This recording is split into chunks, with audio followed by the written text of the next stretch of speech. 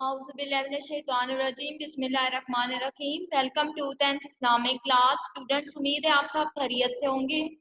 बच्चों, आज हम हदीस नंबर 19 और 20 की तशरीह करेंगे, तो आप अपनी नोटबुक्स निकालें, आज की डेट लगाएं।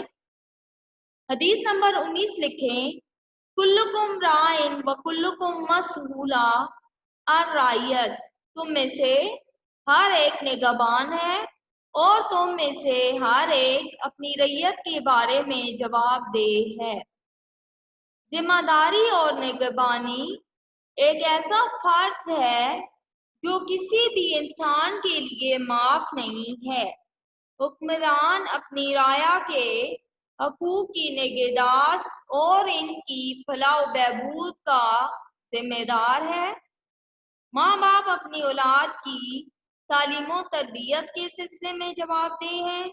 हत्ता कि किसी दफ्तर का एक कारकुन भी अपने कामों का जिम्मेदार है और इस सिलसिले में उसे भी अल्लाह की बारगाह में जवाबदेह होना पड़ेगा। लिहाजा लाजिम आता है कि हम अपनी जिम्मेदारियों को दयानत और मेहनत से सर अंजाम दें। इस हदीस में लफ्ज राई इस्तेमाल किया गया है, रे अलिफ और ऐन छोटी ये, जिसके लफ्जी मानी है चरावा, जो भेड़ बकरियां चराता है और इनकी देखभाल करता है।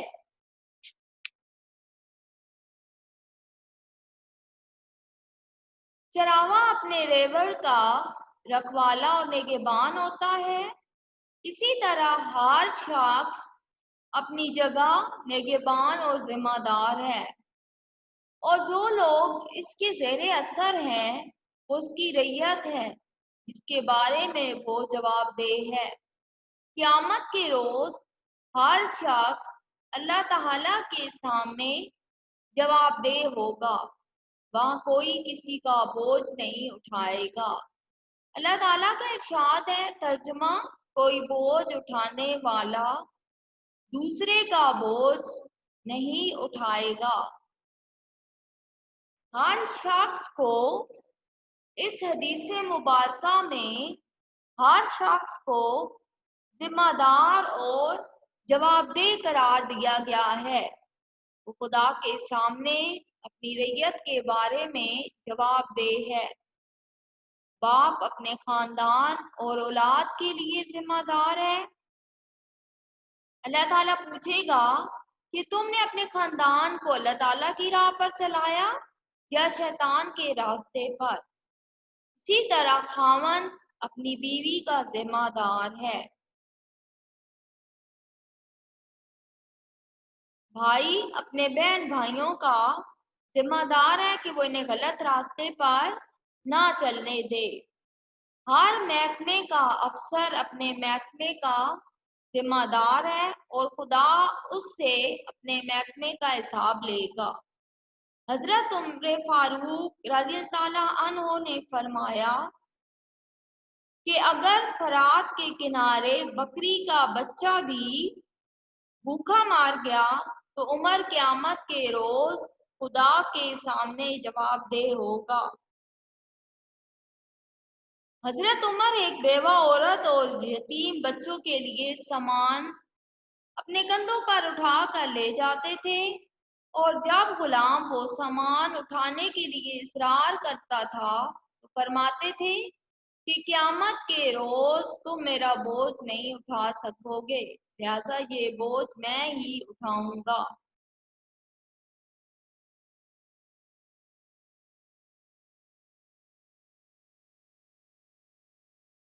एहसास जिम्मेदारी के पेशे नज़र अल्लाह ताला के खास बंदे मसनदे हुकूमत को पसंद नहीं करते। जब हजरत उमर बिन अब्दुल अजीज को मनसबे खिलाफत पर फायज किया गया तो उनकी आंखों में आंसू आ गए। किसी ने कहा कि अमीरुल मोमिनीन, ये तो खुशी का मौका है और आप आंसू बहा रहे हैं। उन्होंने फरमाया कि मुझे मशरिक को मगरिब का जिम्मेदार बना दिया गया है। میں کہ خدا کے سامنے جوابدہی سے ڈرتا ہوں۔ یہی عمر بن عبدالعزیز جن کا عہد بلا شبہ خلافت راشدہ میں شمار ہوتا ہے اور انہیں عمر ثانی بھی کہا جاتا ہے۔ اگر ہر فرد اپنی ذمہ داری کو محسوس کرے اور اسے صحیح طور پر سر انجام دے تو معاشرہ صحیح بنیادوں پر استوار ہو سکتا ہے اور امن و سلامتی کا گہوارہ بن سکتا ہے۔ حدیث نمبر 20 لکھیں، خیرکم الناس من ینفع الناس۔ ترجمہ، بہترین انسان وہ ہے جو دوسروں کے لیے زیادہ سے زیادہ مفید ہے یا دوسروں کو زیادہ سے زیادہ نفع پہنچائے۔ قرآن کریم میں ارشاد ہے کہ اس دنیا میں عزت و کامرانی انہی لوگوں کو نصیب ہوتی ہے جو خلق خدا کو فائدہ پہنچاتے ہیں اور انسانیت کی فلاح و بہبود کے لیے کوشاں ہیں۔ اس حدیث میں اسی بات کی وضاحت کی گئی ہے کہ تعلیم کے ذریعے بھی لوگوں کو نفع پہنچائیں۔ ماحول کو صاف ستھرا رکھنا بھی انسانی بہبود کے لیے ضروری ہے۔ پڑوسیوں کا خیال رکھنا، انہیں تکلیف سے بچانا، انہیں فائدہ پہنچانا، درخت لگانا۔ درخت کیا ہے؟ بارش کا سبب بنتے ہیں اور ہوا کو صاف کرتے ہیں۔ شریعت میں دو طرح کے حقوق ہیں، ایک حقوق اللہ یعنی اللہ تعالیٰ کے حقوق اور دوسرا حقوق العباد یعنی بندوں کے حقوق۔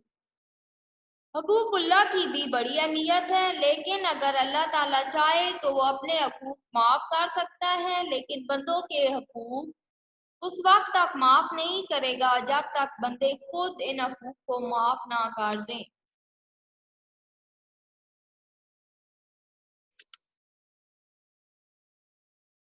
ایک شخص خدا کو راضی رکھتا ہے، اس کی عبادت کرتا ہے، لیکن بندوں کے ساتھ اچھا سلوک نہیں کرتا تو ایسا شخص اچھا مسلمان کہلانے کا مستحق نہیں۔ حدیث میں ارشاد فرمایا گیا، تم میں سے سب سے بہتر وہ ہے جو دوسرے کے کام آئے، ان سے ہمدردی کرے، انہیں نفع پہنچائے، ضرورت مند کی ضرورت پوری کرے، اور کوئی تکلیف میں مبتلا ہے تو فائدے کے لیے اس کی تکلیف دور کرے اور اپنے فائدے کے لیے دوسرے کا نقصان نہ کرے۔ اس سلسلے میں صحابہ کرام کی زندگیاں ہمارے لیے مشعل راہ ہیں۔ معاشرہ افراد کے مجموعے کا نام ہے۔ کوئی شخص اکیلا اپنی ضرورت پوری نہیں کر سکتا اور ایک کامیاب معاشرہ وجود میں نہیں آ سکتا۔ انسان ایک دوسرے کی ہمدردی اور تعاون کا محتاج ہے۔ اگر یہ بات نہ ہو تو فرشتے عبادت کے لیے کافی تھے۔ انسان کو اس لیے پیدا کیا گیا ہے کہ وہ ایک دوسرے سے ہمدردی کرے اور مل جل کر رہے۔ نبی پاک صلی اللہ علیہ وآلہ وسلم کا یہ طریقہ تھا کہ ضرورت مند لوگوں کے کام کرتے تھے، اپنے تو اپنے، غیروں کے بھی کام آتے تھے۔ ایک حدیث میں ارشاد ہوتا ہے، ترجمہ، اگر کوئی شخص راستے سے تکلیف دینے والی چیز ہٹا دے تو یہ بھی صدقہ ہے۔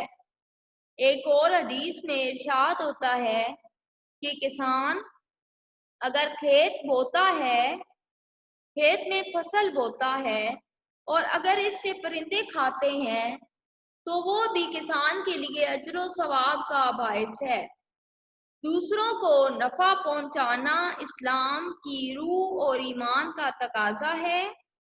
ایک سچے مسلمان کی یہ نشانی ہے کہ وہ ایسے کام کرتا ہے جس سے عام انسانوں کو زیادہ سے زیادہ فائدہ پہنچے۔